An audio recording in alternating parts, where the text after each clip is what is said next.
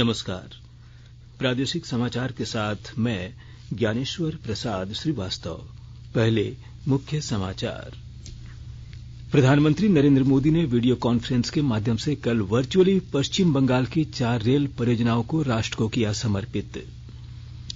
भारतीय विशिष्ट पहचान प्राधिकरण ने नागरिकों को सार्वजनिक रूप से सोशल मीडिया और अन्य सार्वजनिक प्लेटफॉर्म पर आधार से जुड़ी जानकारी साझा न करने की दी सलाह। लोहरदगा के कोरगो जंगल में पुलिस द्वारा चलाए गए तलाशी अभियान के दौरान भारी मात्रा में अत्याधुनिक हथियारों के साथ कारतूस बरामद। और झारखंड ने अगले वर्ष मध्य प्रदेश में होने वाले खेलो इंडिया यूथ गेम्स के लिए हॉकी के महिला और पुरुष वर्ग में किया क्वालीफाई। और अब समाचार विस्तार से। प्रधानमंत्री नरेंद्र मोदी ने वीडियो कॉन्फ्रेंस द्वारा कल वर्चुअली पश्चिम बंगाल की 4 रेल परियोजनाओं को राष्ट्र को समर्पित किया। इन परियोजनाओं में बोयंची शक्तिगढ़ तीसरी लाइन, दनकोनी चंदनपुर चौथी line, Nimtita new Farakka double line और अंबारी फलाकाटा न्यूमन नागुरी गोमानीहाट दोहरीकरण परियोजना शामिल है। प्रधानमंत्री ने न्यू जलपाईगुड़ी रेलवे स्टेशन के पुनर्विकास के लिए भी आधारशिला रखी। उन्होंने हावड़ा को न्यू जलपाईगुड़ी से जोड़ने वाली वंदे भारत एक्सप्रेस को हरी झंडी दिखाई और जोका एस्प्लेनेड मेट्रो परियोजना पर्पल लाइन के जोका तारातला खंड का भी उद्घाटन किया। प्रधानमंत्री मोदी ने जनसभा को संबोधित करते हुए कहा कि जिस स्थान से वंदे मातरम का उद्घोष हुआ था, आज वहीं से वंदे भारत को हरी झंडी दिखाई गई। उन्होंने कहा कि भारत ने आजादी का अमृत महोत्सव के दौरान 475 वंदे भारत रेल शुरू करने का संकल्प लिया था। हावड़ा से न्यू जलपाईगुड़ी के लिए रवाना होने वाली गाड़ी उनमें से एक है। प्रधानमंत्री ने कई परियोजनाओं का उल्लेख करते हुए बताया कि सरकार इन्हें पूरा करने के लिए लगभग 5,000 करोड़ रुपए खर्च कर रही है। भारतीय विशिष्ट पहचान प्राधिकरण UIDAI ने नागरिकों को सलाह दी है कि वे सार्वजनिक रूप से सोशल मीडिया और अन्य सार्वजनिक प्लेटफॉर्म पर आधार से जुड़ी जानकारी साझा न करें। इलेक्ट्रॉनिक्स और सूचना प्रौद्योगिकी मंत्रालय ने कहा है कि आधार कार्ड धारकों को किसी भी अनाधिकृत संस्था से OTP और मोबाइल आधारित पिन साझा करने से बचना चाहिए। मंत्रालय ने सेवाओं और सुविधाओं का लाभ उठाने के लिए आधार को भी अन्य पहचान दस्तावेज की तरह ही गोपनीय रूप से उपयोग करने की सलाह दी है। आधार किसी भी नागरिक की डिजिटल आईडी है और यह देश भर के लोगों के लिए ऑनलाइन और ऑफलाइन पहचान सत्यापन के एकमात्र स्रोत के रूप में काम करता है। मंत्रालय ने कहा कि UIDAI आधार लॉकिंग के साथ साथ बायोमेट्रिक लॉकिंग की सुविधा भी प्रदान करता है। यदि कोई कार्ड धारक लंबे समय तक आधार का प्रयोग नहीं करना चाहता है तो वह अपने आधार या बायोमेट्रिक को उस समयावधि के लिए लॉक कर सकता है। लोहरदगा जिले के बगड़ू थाना क्षेत्र के कोरगो जंगल में तलाशी अभियान के दौरान भारी मात्रा में अत्याधुनिक हथियारों के साथ कारतूस बरामद किया गया। उग्रवादी गोविंद बिरजिया की निशानदेही पर यह बरामदगी की गई। अभी तक सर्च अभियान में सुरक्षा बलों द्वारा एक इंसास राइफल, एक SLR राइफल, 2 राइफल, एक सेमी ऑटोमेटिक राइफल तथा 500 से अधिक गोलियां बरामद की गई हैं।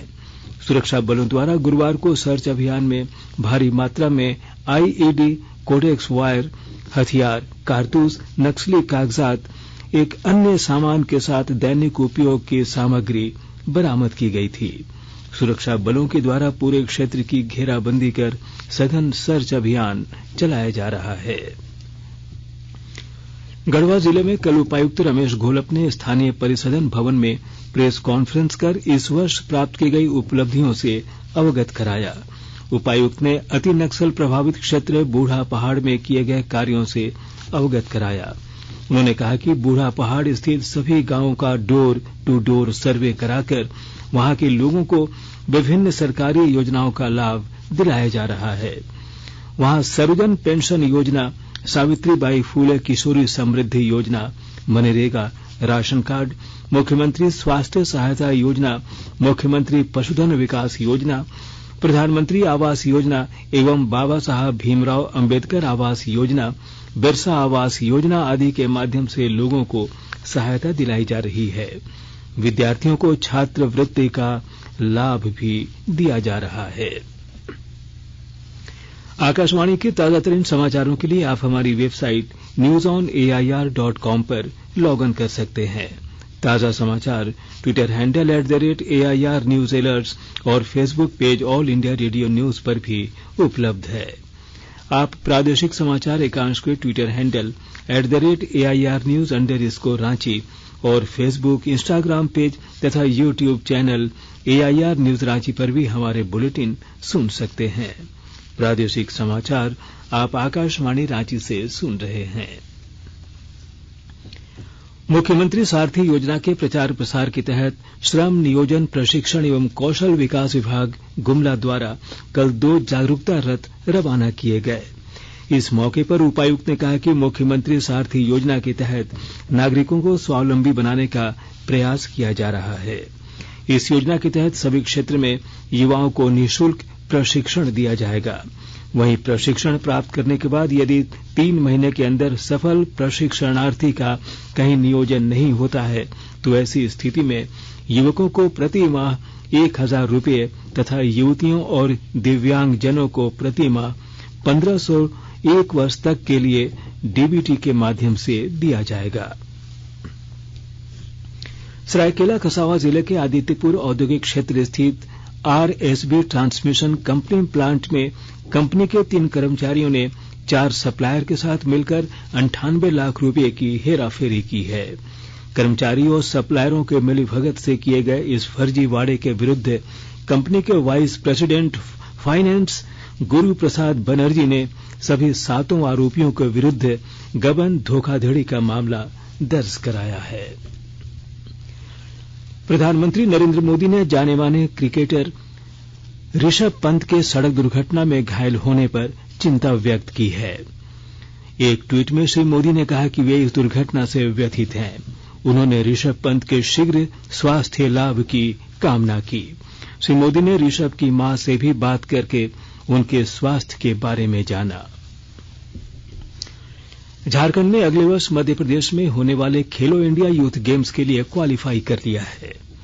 अंडर 18 महिला हॉकी में हरियाणा ने मध्य प्रदेश को 2-0 से हराकर खेलो इंडिया यूथ गेम्स क्वालिफायर्स का खिताब जीत लिया। भुवनेश्वर में कल फाइनल मुकाबले में हरियाणा की ओर से पूजा और गुरमेल कौर ने 1-1 गोल किए। तीसरे और चौथे स्थान के मुकाबले में ओडिशा ने झारखंड को 2-1 से हराकर तीसरा स्थान हासिल किया। उधर खेलो इंडिया पुरुष अंडर 18 हॉकी टूर्नामेंट में मध्य प्रदेश ने ओडिशा को 6-5 से हराकर खेलो इंडिया यूथ गेम्स क्वालिफायर्स का खिताब जीत लिया है। भुवनेश्वर में कल फाइनल मुकाबले में मध्य प्रदेश की ओर से जमीर मोहम्मद ने हैट्रिक लगाई। तीसरे और चौथे स्थान के मुकाबले में हरियाणा ने झारखंड को 2-0 से हराकर तीसरा स्थान प्राप्त किया।